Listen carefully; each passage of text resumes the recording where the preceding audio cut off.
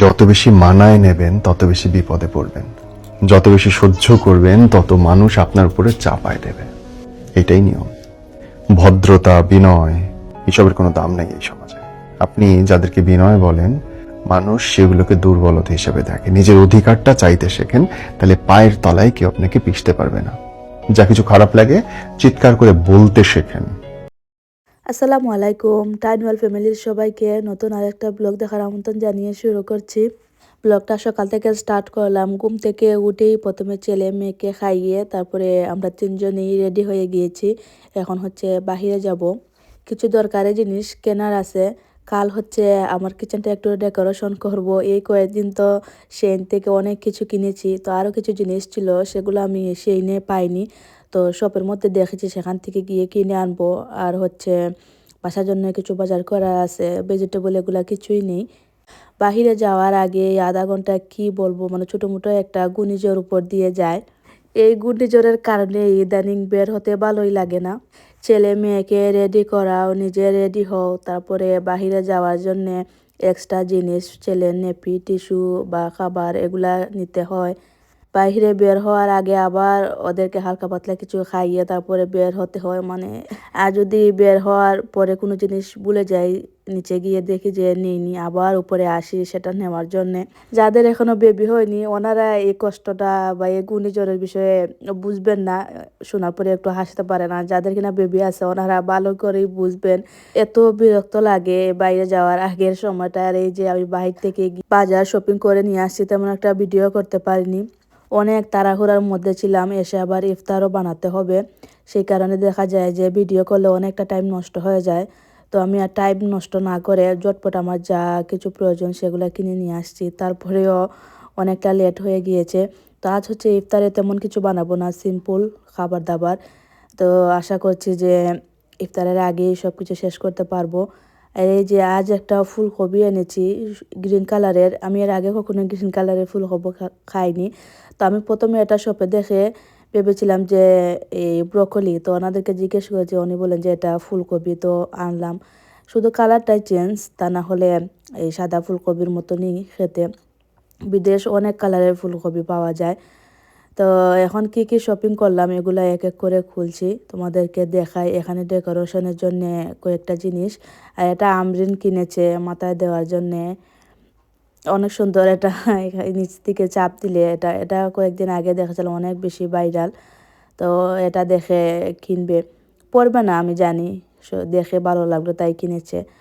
আর এখানে হচ্ছে চা পাতা, চিনি এগুলো রাখার জন্যে বক্স কিনেছি। এই বক্সগুলোর জন্যে গিয়েছিলাম, আমার আগেরগুলো পুরাতন হয়ে গেছে। যেহেতু কিচেনটা ডেকোরেশন করব, তো সুন্দর জিনিস না হলে কি হবে। আমার আগে যে বক্সগুলো ছিল চিনি চা পাতা, সেগুলো প্রায় 5 বছর হয়ে গেছে। প্রথম স্পেন আসার পরে কিনেছিলাম, আগের বাসায় যখন ছিলাম তখন। এখন সব কিছুর মধ্যে এত দাম। আমি এই বক্সগুলা 3 ইউরো 4 ইউরো করে কিনেছিলাম, একটু বড় সাইজও ছিল আমার আগেরগুলা। আর এখন এগুলা 6 ইউরো 7 ইউরো, তাও মিডিয়াম সাইজ, এত বড় না। দিন দিন সব কিছুরই অনেক দাম বাড়ছে। এখানে ছেলের জন্য একটা জুতা কিনেছি, তবে জুতাটা একটু বড় হয়ে গেছে। তো সমস্যা না, রেখে দেবো, সামনের মাসে পরতে পারবে। যখন ওয়ার্কারে হাঁটাহাঁটি করবে তখন এরকম জুতা হচ্ছে প্রয়োজন পড়ে। এখানে আমরিন হচ্ছে একটা মগ কিনেছে। আমরিন এই ধরনের পিকচার দেওয়া জিনিসপত্র অনেক বেশি পছন্দ করে। আর এটা হচ্ছে গুটনি। আমার কাঠের একটা গুটনি ছিল, সেটা যে কোথায় রেখেছি নাকি ফেলে দিলাম আমি নিজেও জানি না। কয়েকদিন আগে সব কিছু খোঁজাখুঁজি করেছে কিন্তু পাইনি।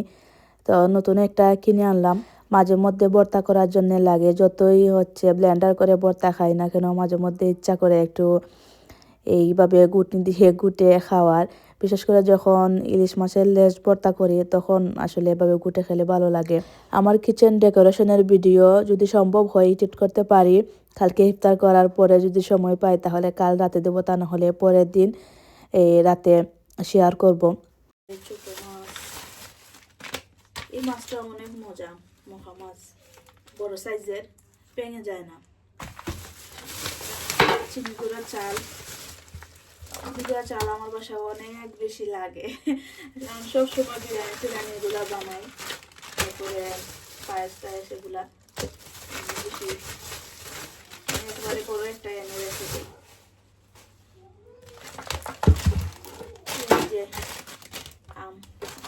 টক রান্না করবো।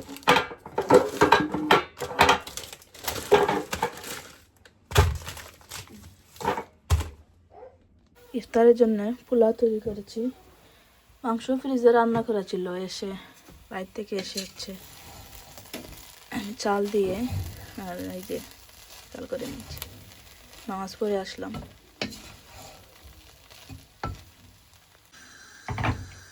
হচ্ছে পাকোড়া বানাবো, এই যে ডিম চপ।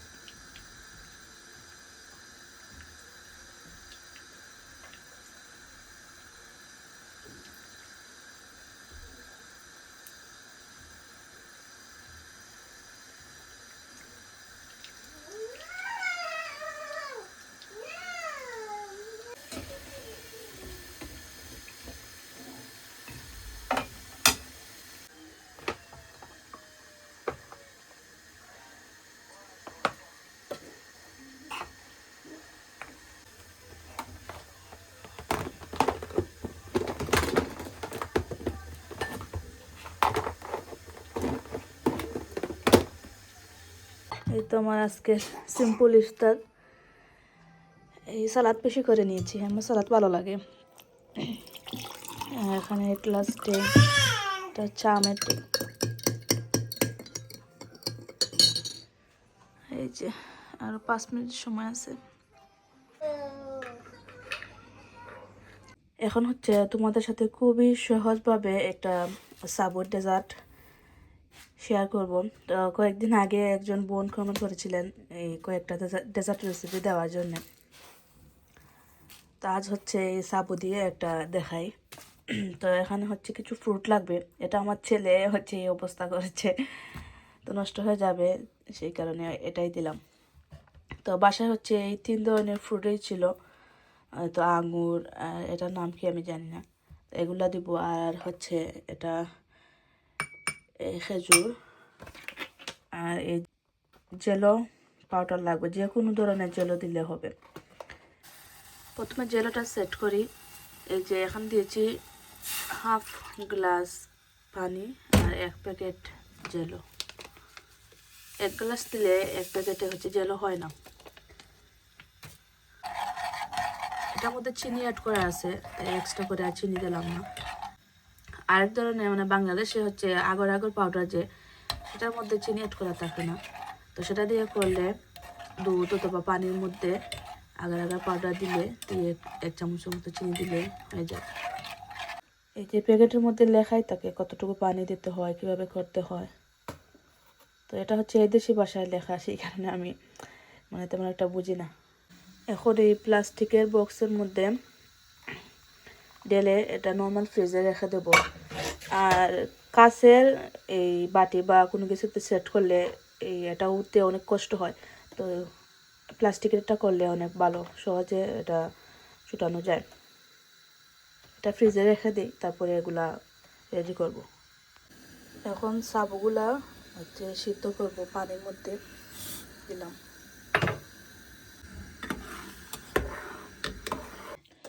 জাল করে পানিটা জড়িয়ে নিয়েছি।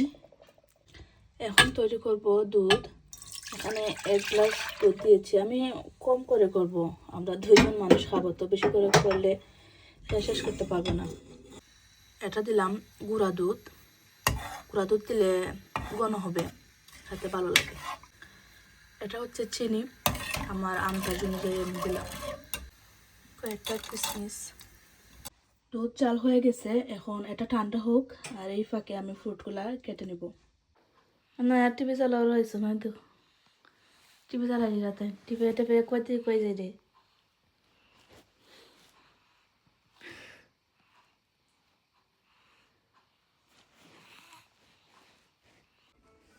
ফ্রুট কাটা হয়ে গেছে, জেলাটাও আমার সেট হয়ে গেছে।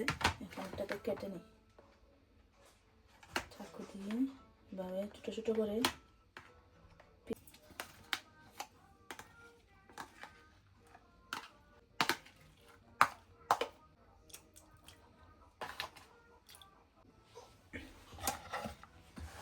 এখানে আমি আরো এক্সট্রা 2টা জিনিস অ্যাড করেছি, কাঠবাদাম আর পেস্তা বাদাম।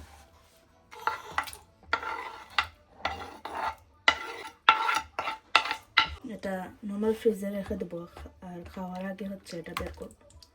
এই যে যেটা দিয়ে বানিয়েছি সেটাই তো দেওয়া হয়নি, সাবুটা দেই।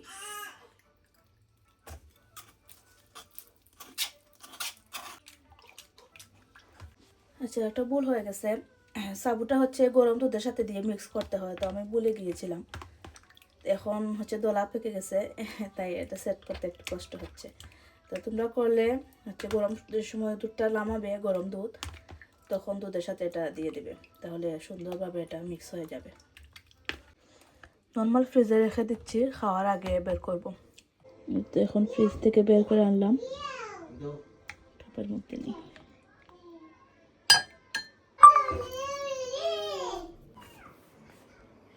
আমার জামাই এটা অনেক পছন্দ করেছেন, আর এমনিতেই ওনার সাবুটা অনেক বেশি প্রিয়।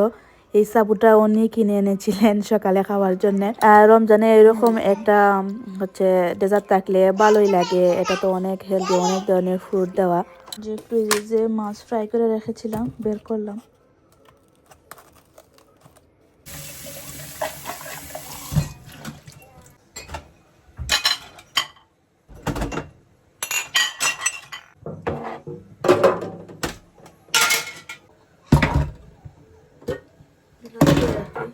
কালকে হচ্ছে ডেকোরেশন করবো, কাপ চা খাই।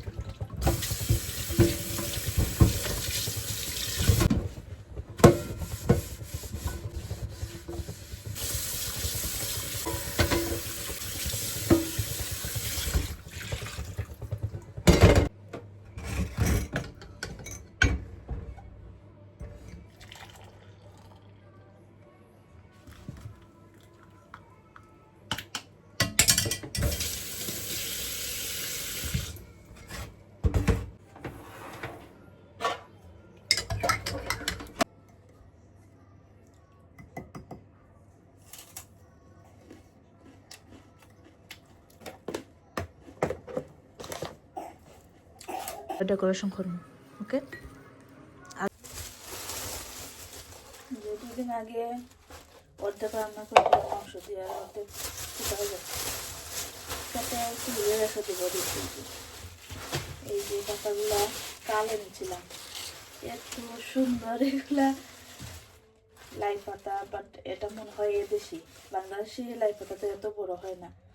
তো এটা হচ্ছে মাছ দিয়ে রান্না করবো, শাক রান্না করলে ভালো লাগবে না খেতে। সুন্দর না দেখে আমার এত ভালো লাগছিল পাতাগুলা। এখানে 1 কেজি মতো আছে, আর এই তো এই ফুলকপিটা রান্না করবো।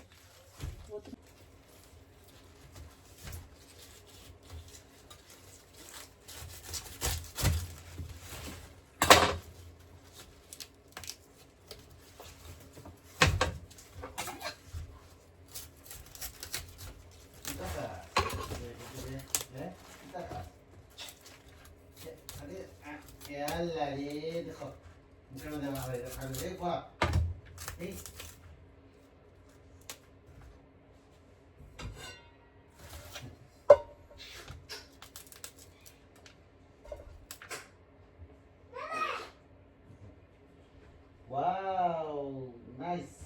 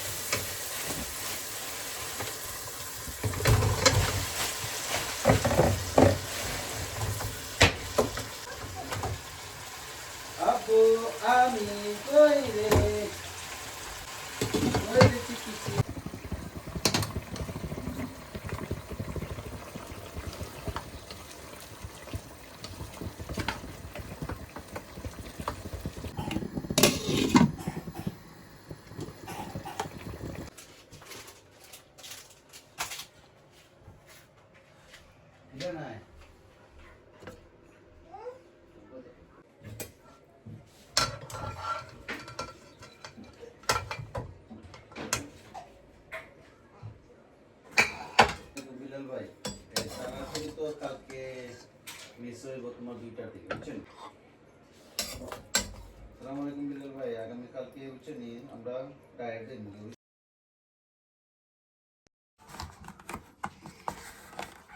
তোমারটা খাও তুমি, চাই না কেকটা যে মজা, ভিতরে ড্রাই ফ্রুট দিয়ে ভালো লাগে।